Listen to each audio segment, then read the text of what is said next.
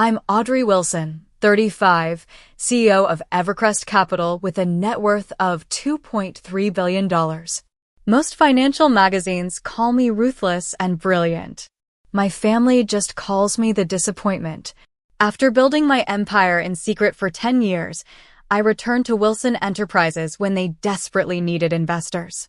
My brother Nathan smirked when he saw me. "Oh, Audrey, we need these seats for the real stakeholders." If only he knew what was coming.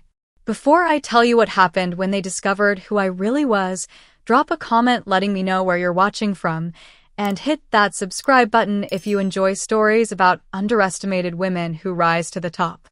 Growing up in Connecticut, Nathan, the oldest at 42 now, was always Dad's favorite.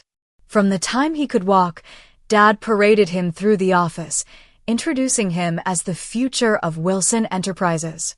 Kyle, 40, naturally fell into a sales role, charming clients with his easy smile and golf skills.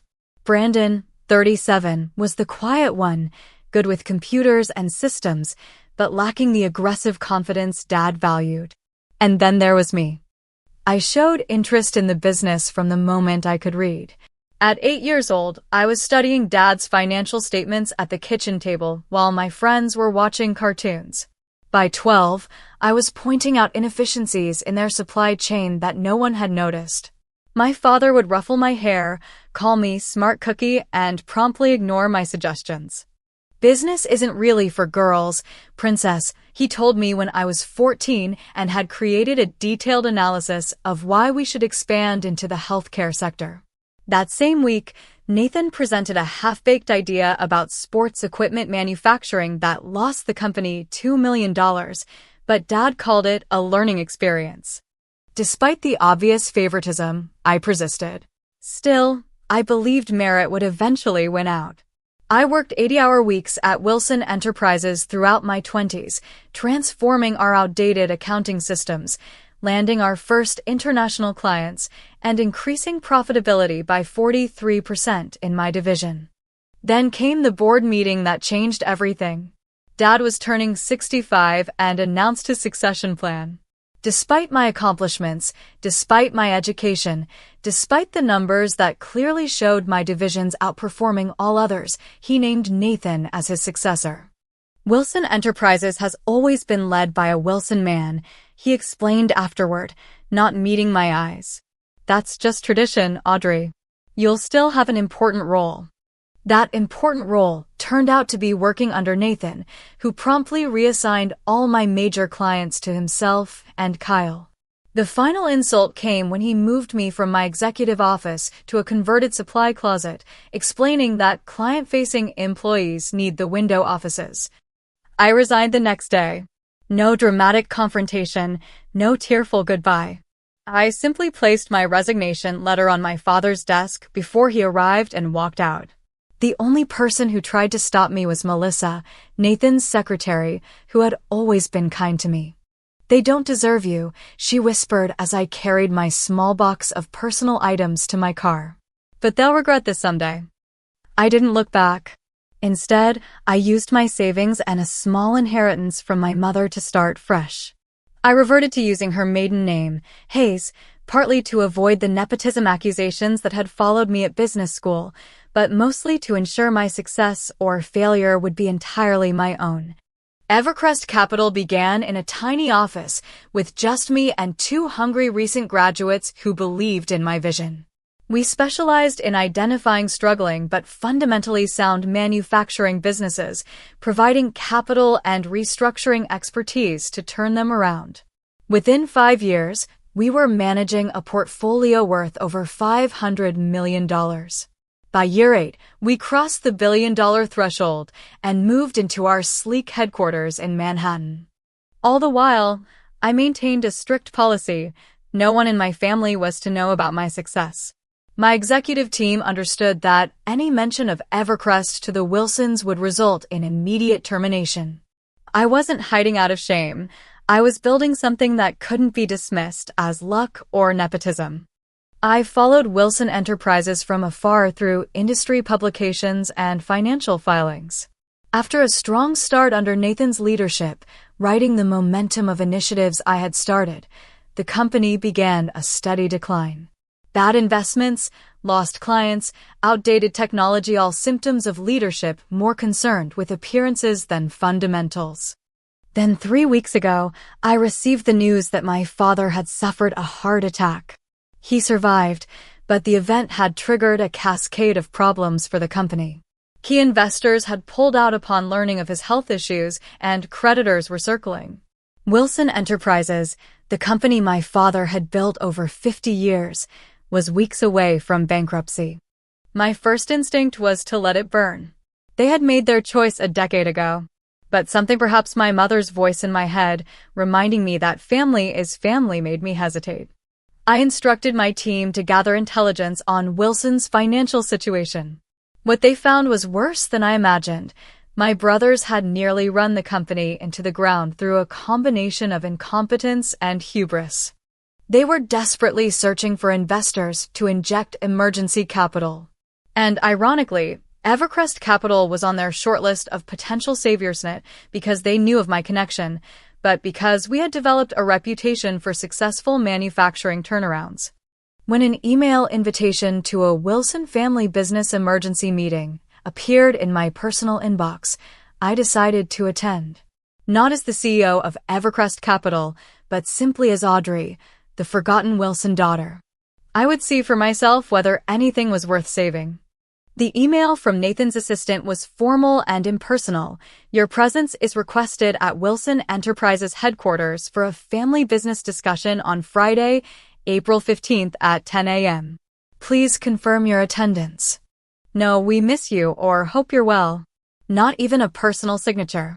Just a corporate summons after 10 years of silence. I showed the email to Diane, my COO and closest confidant, in my corner office overlooking Central Park. You're not actually considering going, are you? She asked, eyebrows raised. After everything they did. I swiveled in my chair, looking out at the Manhattan skyline. I'm curious. Curious is reading their financial statements, which we've already done. This is masochism, Diane said, perching on the edge of my desk. They're going to try to guilt you into giving them money you earned despite them, not because of them. Maybe, I conceded. But I want to see it with my own eyes.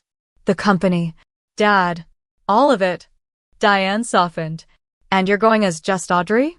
Not as the CEO who could buy their company with her quarterly bonus. Exactly. I want to see how they treat me when they think I have nothing to offer. After confirming my attendance, I spent the week preparing emotionally for the reunion. I chose my outfit carefully, an understated charcoal theory pantsuit that cost more than Nathan's first car but didn't broadcast its price tag.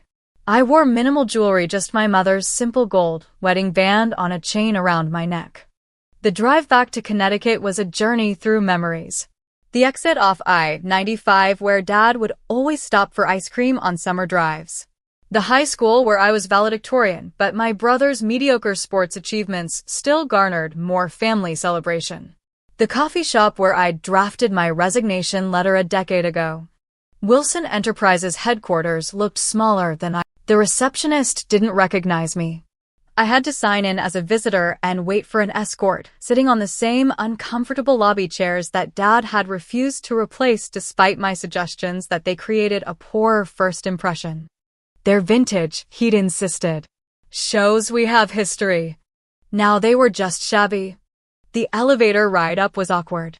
I shared it with two young employees who spoke in hushed tones about another round of layoffs and the emergency investor meeting tomorrow.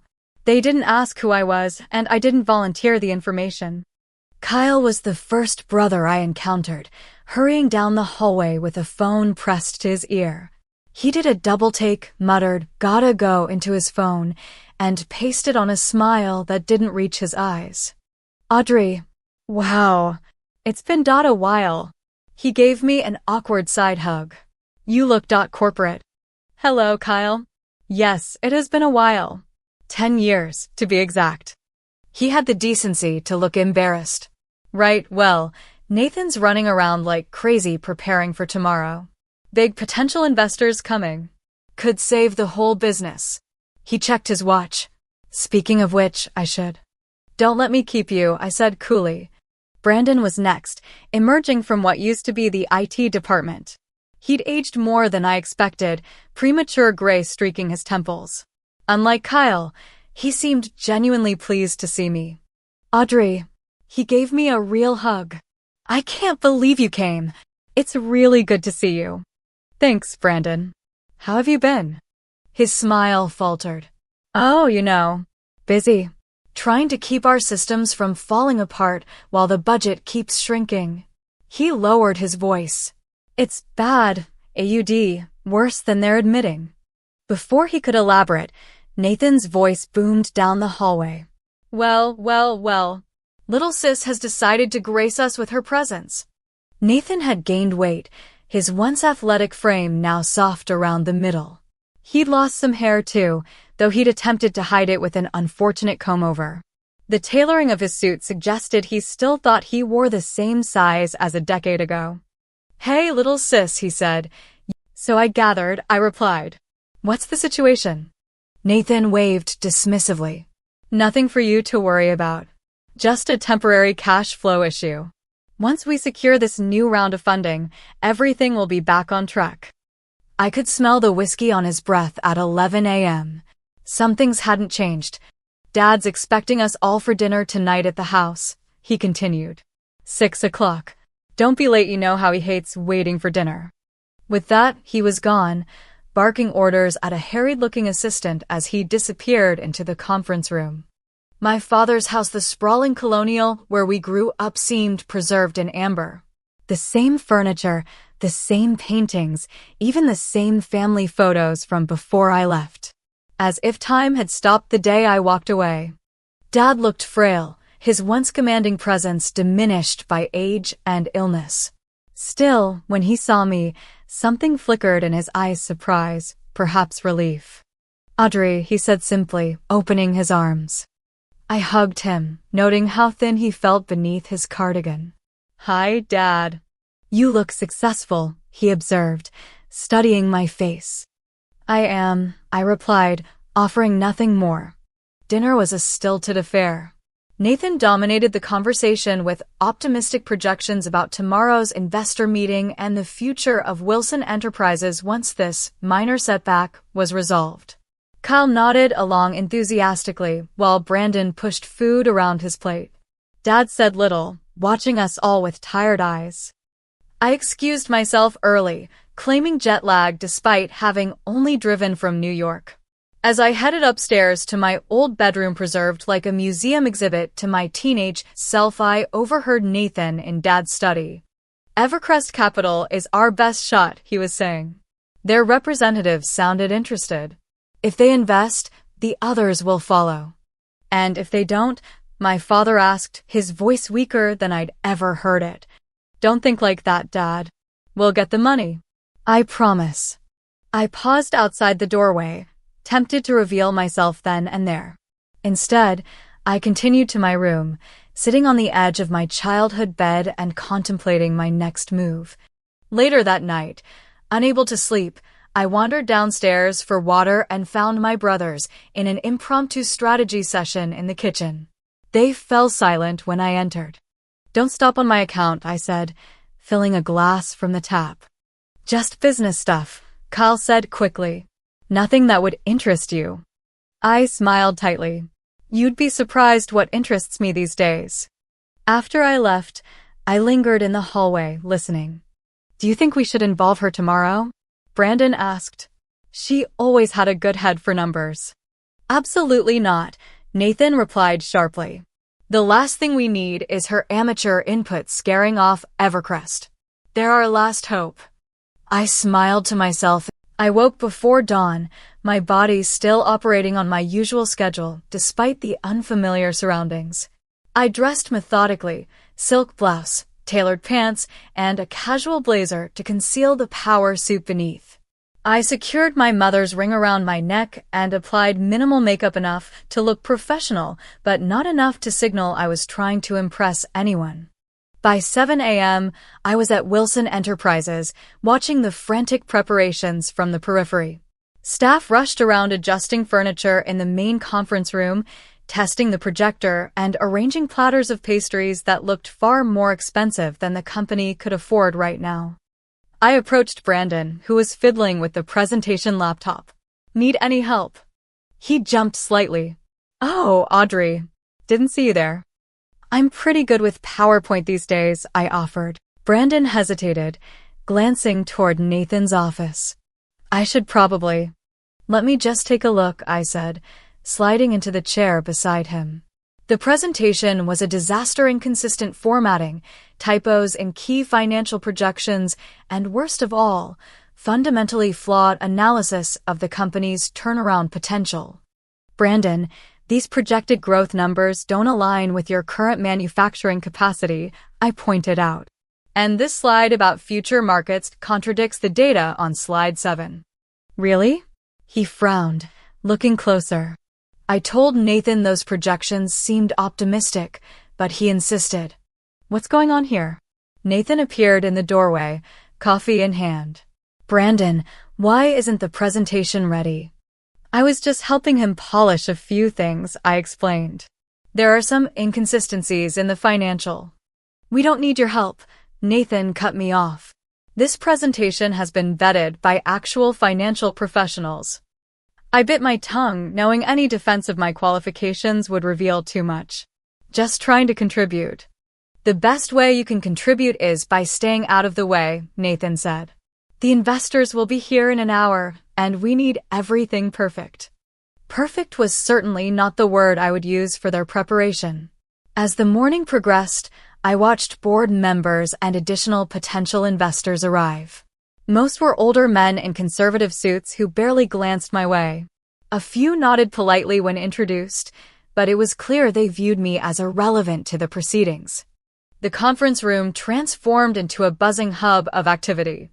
Name placards were arranged around the massive oak table, all bearing names of people who apparently mattered more than me.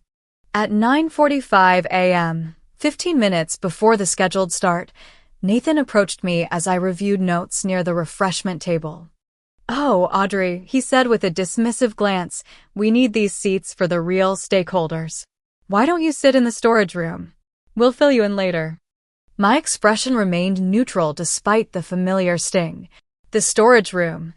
It's been converted to a small office," he explained impatiently. "There's even a chair. Melissa will show you." Kyle, standing nearby, looked uncomfortable but said nothing. Brandon actively avoided eye contact, suddenly fascinated by his tablet screen.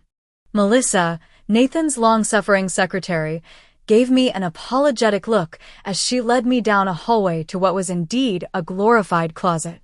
A metal folding chair sat next to a dusty desk piled with old catalogs and forgotten office supplies. "I'm so sorry, Ms. Wilson," she whispered. I tried to tell him this was inappropriate, but "It's fine, Melissa," I assured her. "Actually, it's perfect." She looked confused but nodded and left me alone in the cramped space. The irony wasn't lost on meth billionaire CEO relegated to a storage closet in the company her father built. The room was a time capsule of Wilson Enterprises history. Boxes of old product catalogs from the 1980s and 1990s. Framed newspaper clippings about company milestones. A dusty plaque commemorating Dad's Entrepreneur of the Year award in 1995. In one corner, I found a box labeled Family containing old photographs. My high school graduation, where I stood proudly beside my father. The company picnic when I was 16 and had won the Employee Innovation Contest with an inventory management solution that the company still used. My mother, before cancer took her, smiling with her arm around me at my college acceptance. The thin walls allowed me to hear the nervous energy in the conference room. Nathan's voice carried as he rehearsed his opening remarks, sounding less confident with each repetition. I could hear the shuffling of papers and occasional muttered curses as last-minute changes were made to the presentation. Then I discovered something unexpected: a stack of recent financial documents that had apparently been hidden away rather than properly filed. I skimmed through them, my stomach sinking.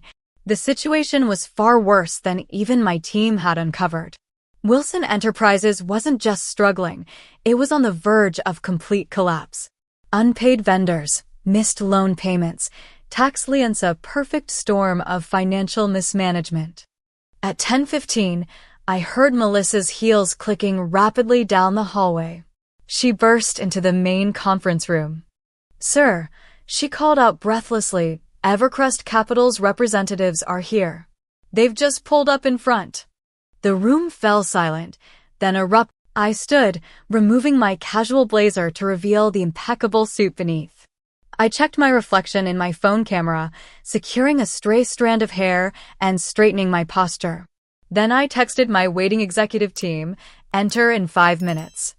It was time to emerge from the shadows. I stood in the storage room, listening as Nathan began his introduction to the assembled board members and potential investors. His voice carried that artificial confidence I remembered so well, slightly too loud, slightly too rehearsed. "Ladies and gentlemen, thank you for joining us during this exciting time for Wilson Enterprises. While we face some temporary challenges, we're positioned for an unprecedented comeback with the right strategic partners." Through the thin walls, I could hear the rustling of presentation materials being distributed. Kyle chimed in occasionally with enthusiastic affirmations, while Brandon's quieter voice explained technical details when prompted. The board members' questions grew increasingly pointed. "These revenue projections seem extremely optimistic given your current production capabilities," noted one. "Could you explain the discrepancy between these figures and last quarter's actual performance?" asked another. Nathan's answers became more defensive, his explanations more convoluted. The room's energy was shifting. I could feel the potential investors' interest waning with each unconvincing response. Then came the moment that changed everything. The door to the conference room burst open. I heard Melissa's breathless voice, "Sir, Evercrest Capital's CEO is here." An expectant hush fell over the room. I imagined them all turning toward the main entrance, waiting for the arrival of the financial savior they'd pinned their hopes on. I counted to 5, took a deep breath, and opened the storage room door. The silence that greeted my entrance was absolute. 20 faces turned to me in confusion, then shock as understanding slowly dawned. Nathan stood frozen mid-gesture at the head of the table, presentation remote dangling from his hand. "Sorry I'm late," I said calmly, walking to the empty chair at the opposite end of the table. I was reviewing some interesting financial documents in the storage room where I was asked to wait. Nathan recovered first, his face contorting in confusion. "Audrey, what are you doing?" "We're in the middle of an important meeting waiting for Hayes from Evercrest Capital." I smiled, placing my business card on the table and sliding it toward the center. "That would be me. Audrey Hayes." I reverted to Mother's maiden name when I started my company. One of the board members, Mr. Fitzgerald, who had been with the company since my father's early days, picked up my card. His eyes widened as he read it. "Audrey Wilson is Audrey Hayes? The Audrey Hayes? CEO of Evercrest Capital?" I nodded, removing my company ID from my pocket and placing it beside the card. "The very same." The room erupted. Kyle's mouth literally hung open. Brandon stared at me with a mixture of shock and was that admiration? The board members whispered urgently to one another, some looking impressed, others concerned. Nathan's face had drained of color. "This is some kind of joke," he stammered. "You can't be." "I assure you, it's not a joke," I replied evenly. Evercrest Capital manages assets of over $3.2 billion. We specialize in manufacturing turnarounds, particularly family businesses facing succession challenges. I paused. "Sound familiar? But you've been—" "What?" "Working as a secretary somewhere all these years." Nathan sputtered. "How could you possibly?" "After I left Wilson Enterprises," I interrupted, "I founded Evercrest with my savings and a small inheritance from Mom. We've grown exponentially year over year for the past decade. Forbes featured me last month, actually. The invisible billionaire, they called me, due to my preference for privacy."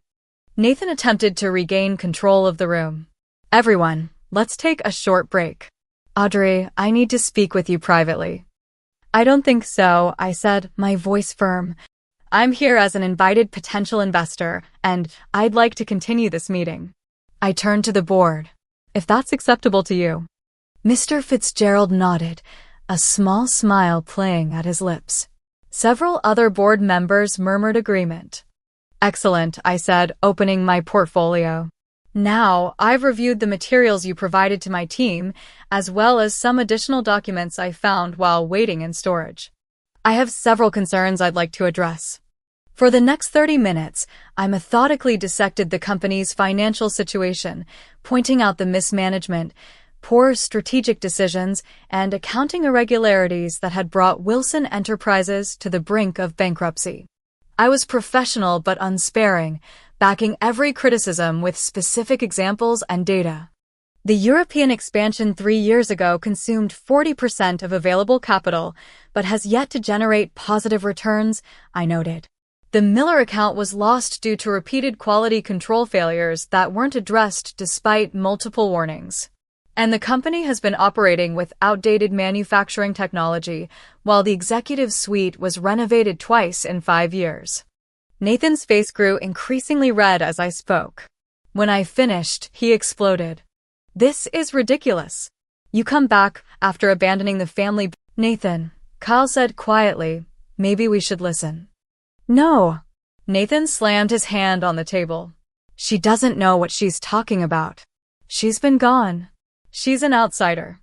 Actually, Brandon interjected, surprising everyone. Everything she said is accurate. I've been trying to raise these same issues for years. The room fell silent again. Then, from the doorway, came a voice I immediately recognized. Let her speak, Nathan.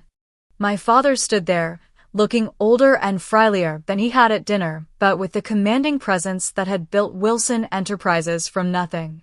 He walked slowly to an empty chair, nodded for me to continue. Thank you, I said, acknowledging him with a slight nod before addressing the room again. Despite these challenges, I believe Wilson Enterprises has a solid foundation worth saving. The brand still has value. The core product line remains competitive. The workforce is skilled and loyal. I laid out my proposal. Evercrest would provide emergency capital in exchange for a controlling interest. There would be a restructuring of leadership, with performance-based metrics determining who stayed in management roles. The company would refocus on its most profitable product lines while modernizing its manufacturing capabilities. This isn't a hostile takeover, I clarified. It's a rescue operation. But it requires acknowledging reality and accepting significant changes. Nathan scoffed. So you want us to hand over the company Dad built to you? After you walked away? I didn't walk away, Nathan. I was pushed out. You moved me to a closet very much like the one you put me in today. I met his gaze steadily. But this isn't about the past. It's about whether Wilson Enterprises has a future. Kyle, always the peacemaker, attempted to mediate. Maybe we should consider Audrey's proposal. We do need the capital, and her track record speaks for itself. Brandon nodded in agreement. The company needs help. We all know it. Nathan looked to our father, clearly expecting him to back him up as he always had. Dad, tell them this is crazy. We can't let an outsider take control, even if she is family. Dad was quiet for a long moment, looking between us with tired eyes. For 10 years, he finally said, I've watched this company decline under your leadership, Nathan.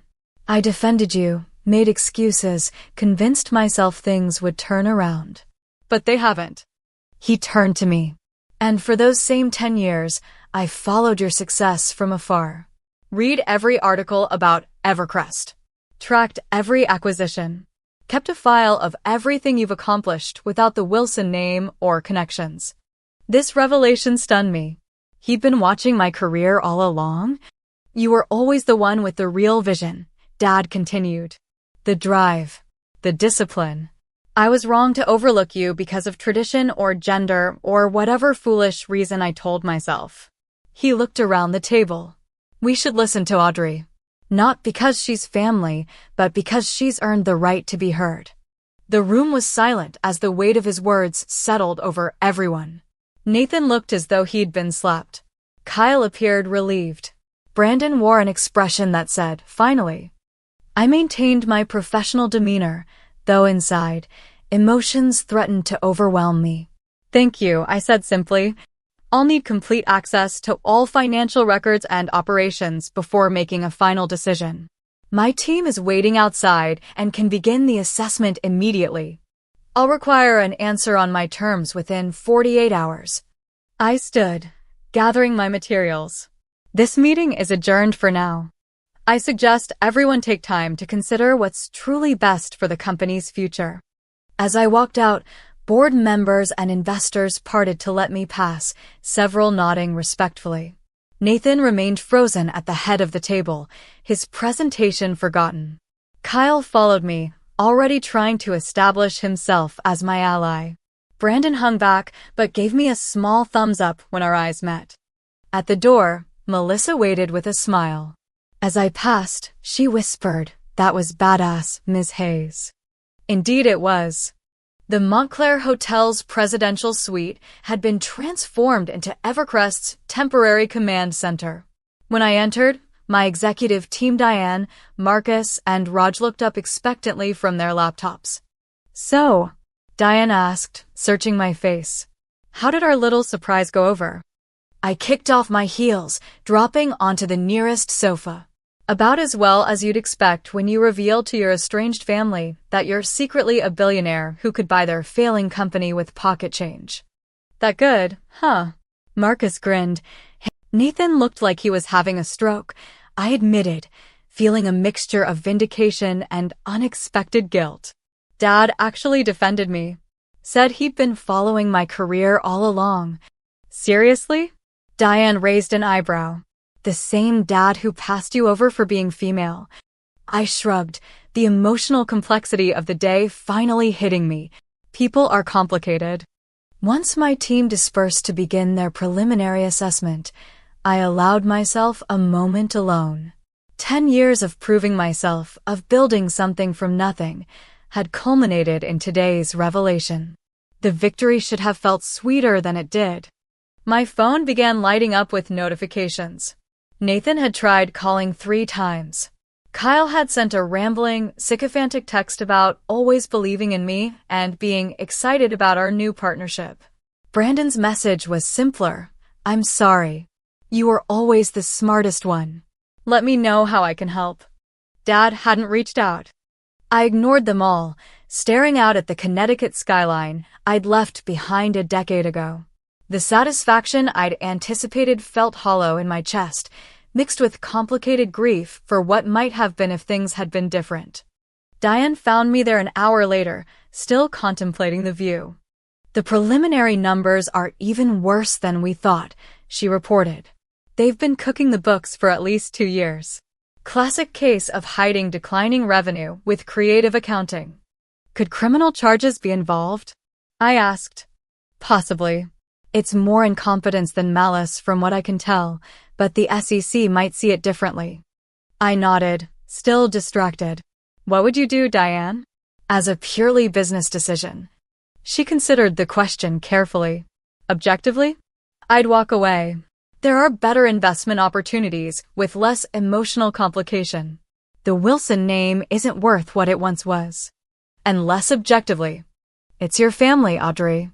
Despite everything." She sat beside me. "But that doesn't mean you owe them salvation.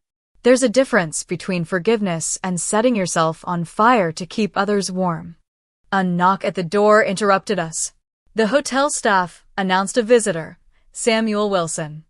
Dad looked even more fragile in the elegant hotel surroundings than he had in the boardroom.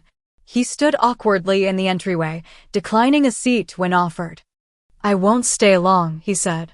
"I just needed to speak with you privately." Diane excused herself, leaving us alone. "Impressive operation you've built," Dad observed, gesturing to the laptops and documents spread across the suite. "Thank you." An uncomfortable silence stretched between us. "I'm sorry, Audrey," he finally said. For 10 years ago. For all of it. I'd imagined this moment countless times, rehearsed what I would say, the accusations I would level. Now, faced with his genuine contrition, those prepared speeches evaporated. Why? I asked simply. Was it really just because I'm a woman? He shook his head, looking ashamed. That was part of it, outdated thinking I was raised with. But mostly it was fear. You were so much more capable than your brothers.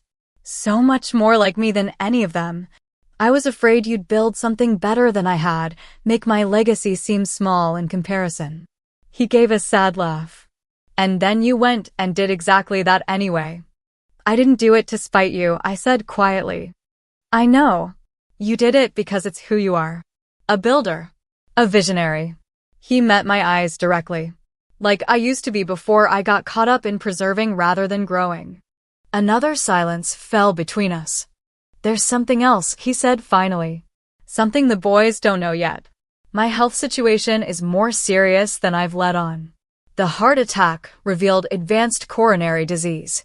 The doctors give me a year, maybe 2 with aggressive treatment. The news hit me harder than expected. Despite everything, he was still my father. I'm sorry, I said, meaning it. I don't tell you this for sympathy, he clarified. But because I need you to understand what I'm asking. Wilson Enterprises isn't just a company to me. It's my life's work. The thought of it disappearing, of nothing remaining to show for 50 years of building. He trailed off, emotion catching in his throat. You want me to save it? I finished for him. I want you to consider saving it, he corrected. Not for Nathan or Kyle or even me, but as a legacy worth preserving, flawed though it may be. After he left, I sat alone for a long time, conflicting emotions warring within me. The professionally detached CEO in me said to walk away Wilson Enterprises was a risky investment at best. The wounded daughter wanted nothing more than to reject their desperate need, to let them face the consequences of pushing me away. But another voice whispered insistently, my mother's. She had always been the compassionate counterbalance to Dad's ruthless pragmatism. Family is family, she would say, even when they disappoint you. I called my therapist, Dr. Levine, for an emergency session. We'd worked together for years, processing the complex grief and anger I carried from my family relationships. It sounds like you're at a crossroads, she observed after I explained the situation, professionally and personally. I built Evercrest to prove them wrong, I admitted. To show my father he made a mistake choosing Nathan over me. Now that I've done that, what's left? Perhaps the more important question is, the question lingered with me as I directed my team to conduct a thorough analysis of Wilson Enterprises' financials. They worked through the night, accessing systems with passwords Brandon quietly provided, uncovering the full extent of the company's troubles. By morning, I had the complete picture and it wasn't pretty. Years of mismanagement had left the once thriving company on life support. Multiple divisions were hemorrhaging money. Client relationships had deteriorated. Talented employees had fled for competitors. Yet beneath the dysfunction, I could still see the bones of something worth saving. The core manufacturing technology remained sound. Several product lines continued to perform well despite neglect. Most importantly, many loyal employees had stayed, keeping things running through sheer determination. After 48 sleepless hours, I made my decision.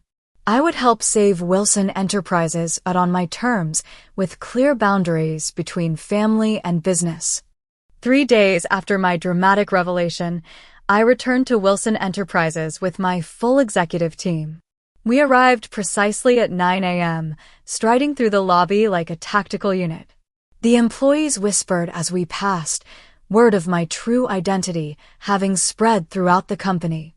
The boardroom had been prepared for our arrival: fresh flowers, premium coffee service, presentation materials meticulously arranged. Nathan stood stiffly near the head of the table, clearly uncertain of his role in this new paradigm. Kyle hovered nearby, smiling too broadly. Brandon waited quietly by the projection equipment, looking more at ease than I'd seen him in years. The board members filed in, followed by my father, who took a seat to the side present but deliberately not at the head of the table. "Good morning," I began once everyone was seated. "Thank you for agreeing to this meeting on such short notice. My team has completed our preliminary assessment of Wilson Enterprises' financial position and operations. Today, I'll present our findings and a proposed path forward." For the next hour, I laid out in meticulous detail exactly what had gone wrong with the company and when. I was professional but unflinching, identifying specific decisions that had contributed to the decline. Nathan squirmed as I highlighted his European expansion failure. Kyle looked at the floor when I mentioned the loss of 3 major clients under his sales leadership. The company currently has negative cash flow of approximately $2.3 million per month, I concluded. At this burn rate, without intervention, Wilson Enterprises will be insolvent within 45 days. A heavy silence fell over the room. However, I continued, we believe the company can be saved with immediate, decisive action. I outlined our proposed turnaround plan. Evercrest would provide emergency capital of $50 million in exchange for 60% ownership. There would be a complete restructuring of the executive team based on merit rather than family connections. And profitable divisions would be sold or shuttered. Manufacturing would be modernized with state-of-the-art technology. Additionally, I said, looking directly at the board, I will require installation as chairperson with full authority to implement necessary changes without interference. Nathan stood abruptly. "This is outrageous. You're talking about a hostile takeover of a family business." "I'm talking about saving a family business that you've run into the ground," I replied calmly. "The alternative is bankruptcy within weeks. Your choice." "We can find other investors," he insisted, though his voice lacked conviction. "Can you?" I raised an eyebrow. "In time? With these financials?" "Be my guest." Mr. Fitzgerald, the senior board member, cleared his throat. "Nathan, perhaps we should consider Ms. Hayes' MS. Wilson's offer seriously. The timeline she's presented aligns with our own projections." Nathan looked around for support, but found little. Even Kyle was studiously examining his coffee cup. "This is still a family company," Nathan said desperately. "Dad, tell them." All eyes turned to our father, who had remained silent throughout the presentation. He looked older than his years as he slowly rose to his feet. "When I founded Wilson Enterprises," he began, his voice steadier than I expected, "I had nothing but determination and a belief that I could build something worthwhile. Something that would last beyond me." He looked around the room. Somewhere along the way, I confused preserving my control with preserving the company itself. He turned to Nathan. "Son, I did you no favors making you CEO before you were ready. I set you up to fail because I couldn't let go properly. Then to me, and Audrey, I failed you by not recognizing your talents when they were right in front of me." The room was utterly silent. "This company bears our name," he continued, "but its future matters more than our pride. If Audrey and her team can save what we've built, give employees security, and restore Wilson Enterprises to something we can be proud of, then we should be grateful, not defensive." Nathan stared at our father in disbelief. "You're taking her side? After everything I've done?" "This isn't about sides, Nathan," Dad interrupted firmly. "It's about survival." While Nathan processed this betrayal, Kylever the opportunist stepped forward. "I think we should accept Audrey's offer. I'm happy to continue in whatever capacity would be most helpful." Brandon nodded in agreement. "The plan makes sense. It's our best option." Backed into a corner, Nathan requested a private conversation with our father. They disappeared into an adjacent office while the board members murmured among themselves. Diane leaned close to me. "That went better than expected." "It's not over yet," I cautioned. "Nathan won't surrender control easily." 20 minutes later, Nathan and Dad returned. Nathan's face was flushed, but his demeanor had changed.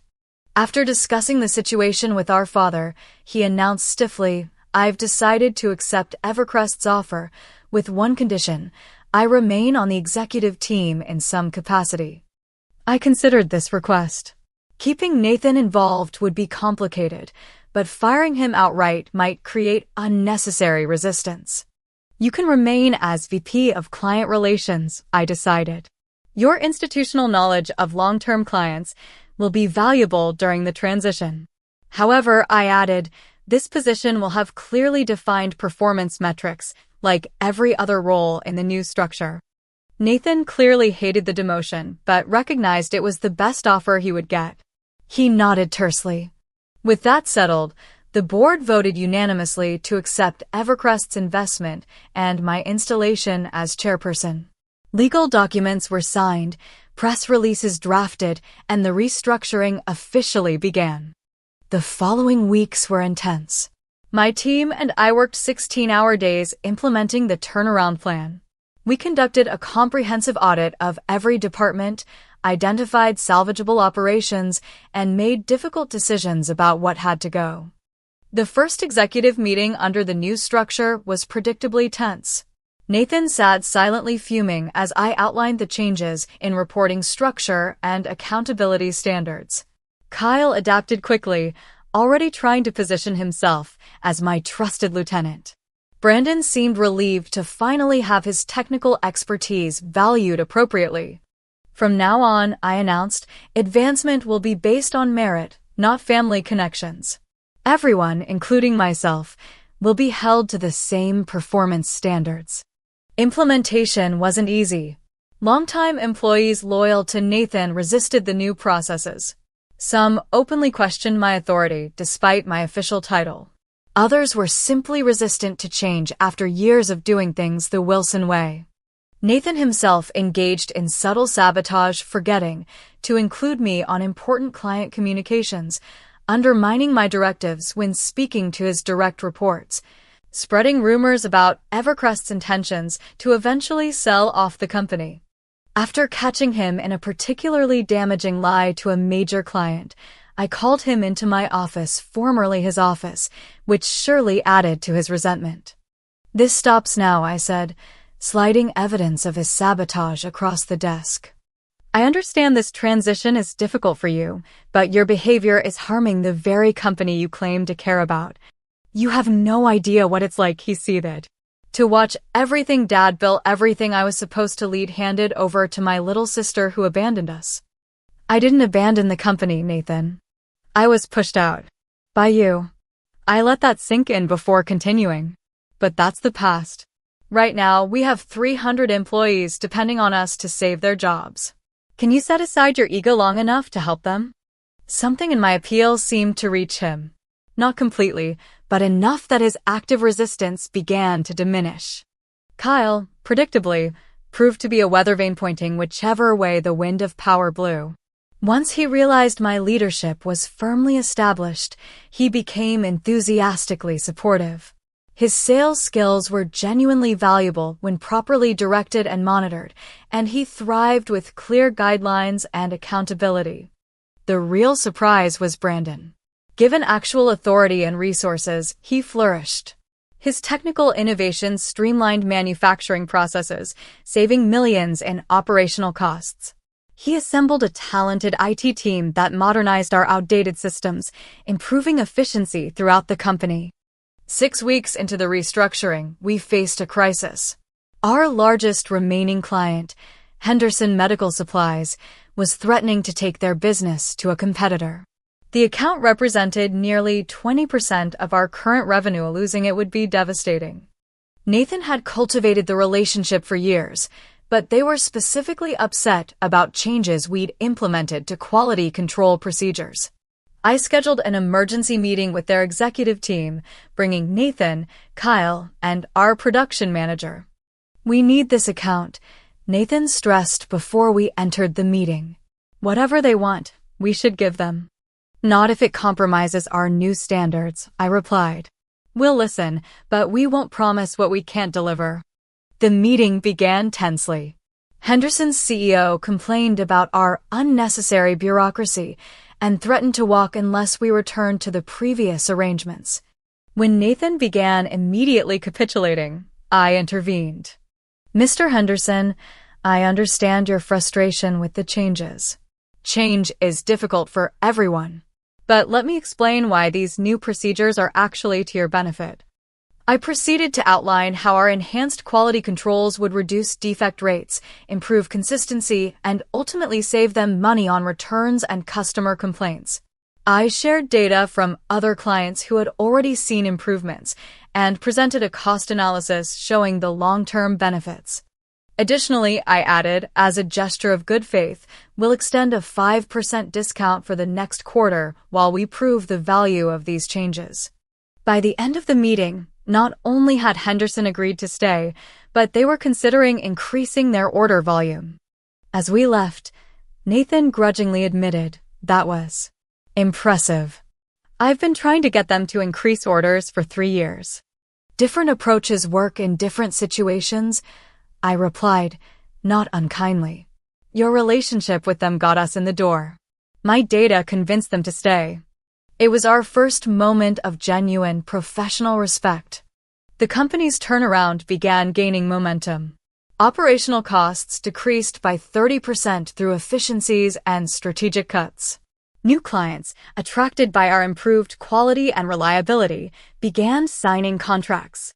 Employee morale improved as they saw the company stabilizing. My father attended weekly update meetings, sitting quietly at the back of the room. After one particularly positive session, he asked me to join him for dinner at his house.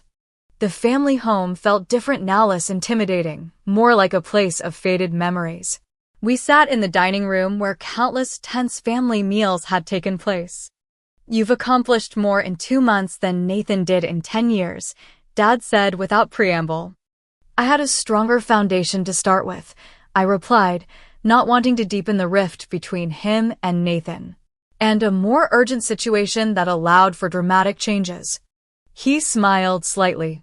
Always diplomatic when it counts. Your mother was the same way. The mention of Mom created a moment of shared remembrance between us.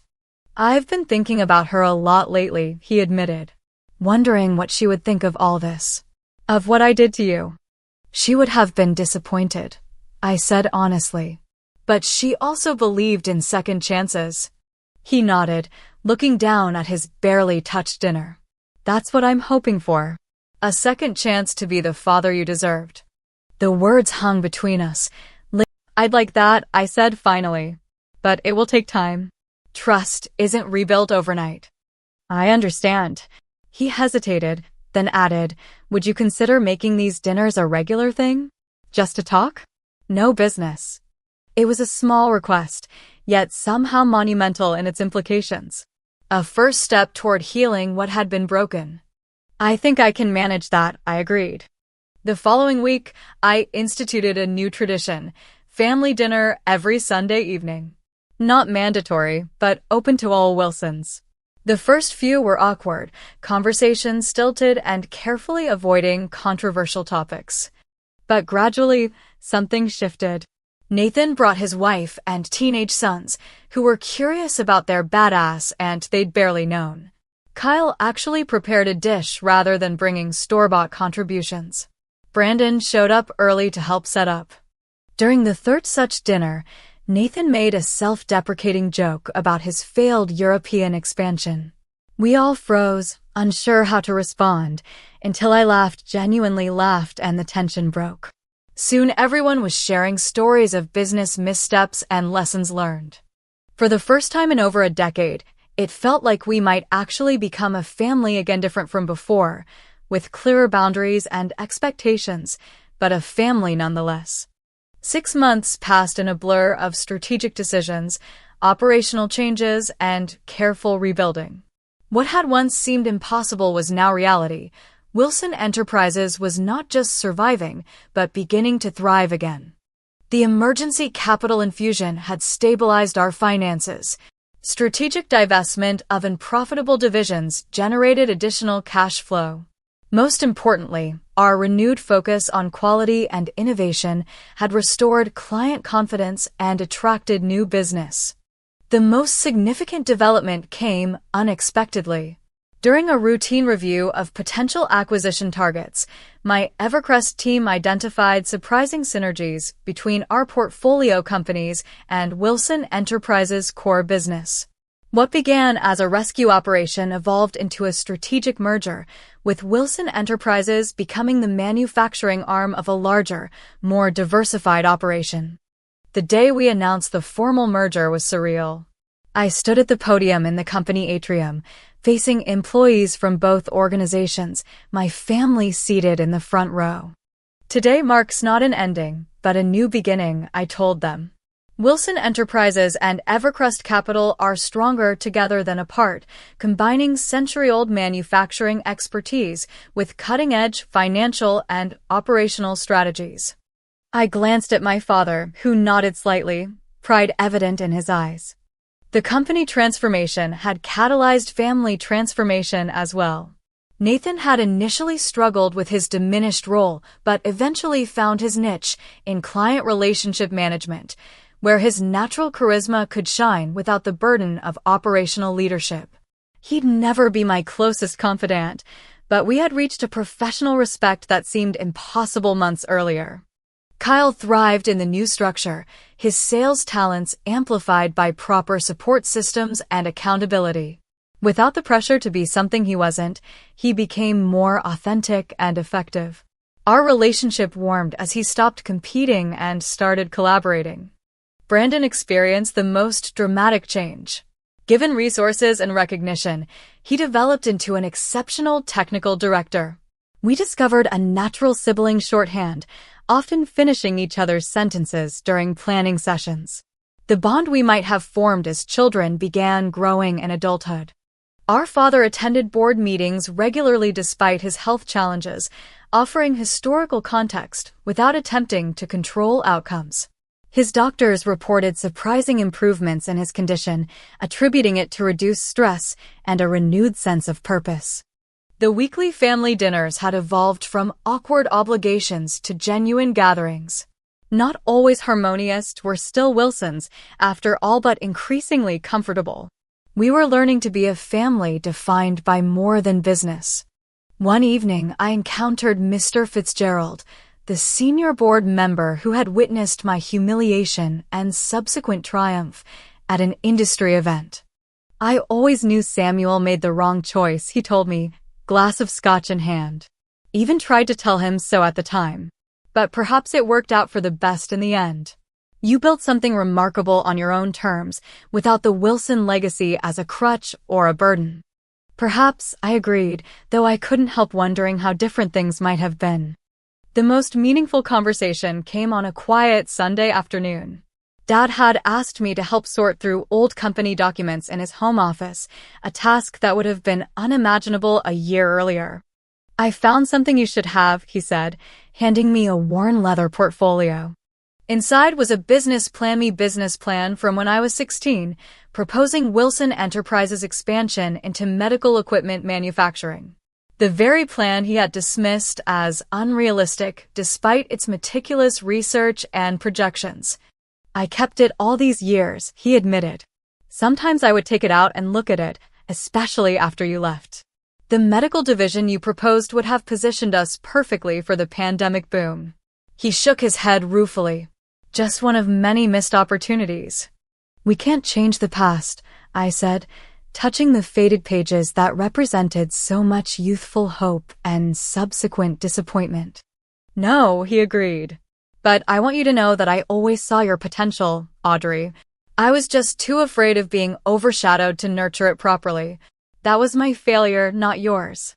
Coming from a man who had rarely admitted failure of any kind, the words carried immense weight.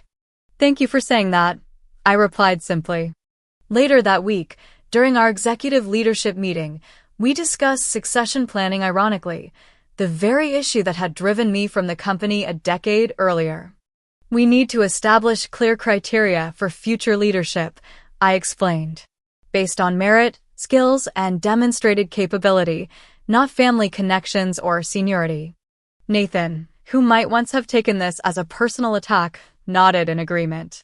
The next generation should earn their positions, he said, glancing at his teenage sons who occasionally interned during school breaks. No shortcuts or assumptions. Exactly, I confirmed. We'll create development tracks for promising employees' family, or not, with mentorship, education support, and progressive responsibilities. As the meeting concluded, I found myself reflecting on the journey from storage closet to boardroom. The vindication was sweet, yes, but the healing was the true victory, the ability to lead without anger, to collaborate with my brothers without resentment constantly simmering beneath the surface. I had spent years building Evercrest to prove my worth to a family that had undervalued me. The irony was that true satisfaction came not from proving them wrong, but from creating something that made all our lives better. Success wasn't revenge. It was the freedom to move beyond the need for revenge. That evening, I stood in my office, once my father's, briefly Nathan's, now legitimately mine, looking out at the manufacturing floor where workers moved with renewed purpose. The Wilson name still adorned the building, but its meaning had evolved. No longer a patriarchal kingdom, but a modern enterprise where contribution mattered more than connection. So, what's the lesson in all this? That sometimes being underestimated is your greatest advantage. That building yourself outside the shadow of family expectations can forge a strength no inheritance could provide. That healing doesn't require forgetting the past, but it does require releasing its power to define your future. And perhaps most importantly, that the storage room where they seat you might just offer the perfect vantage point to observe exactly what needs changing before you emerge to change it. What about you? Have you ever been underestimated only to prove everyone wrong? Or found yourself needing to set boundaries with family and your professional life? Drop a comment below and share your experience. And if this story resonated with you, please hit that like button, subscribe to my channel, and share with someone who might need to hear that being underestimated today doesn't determine their success tomorrow. Thank you for listening to my journey, and remember, sometimes the best revenge isn't revenge at elites building something so remarkable they can't help but recognize what they almost lost.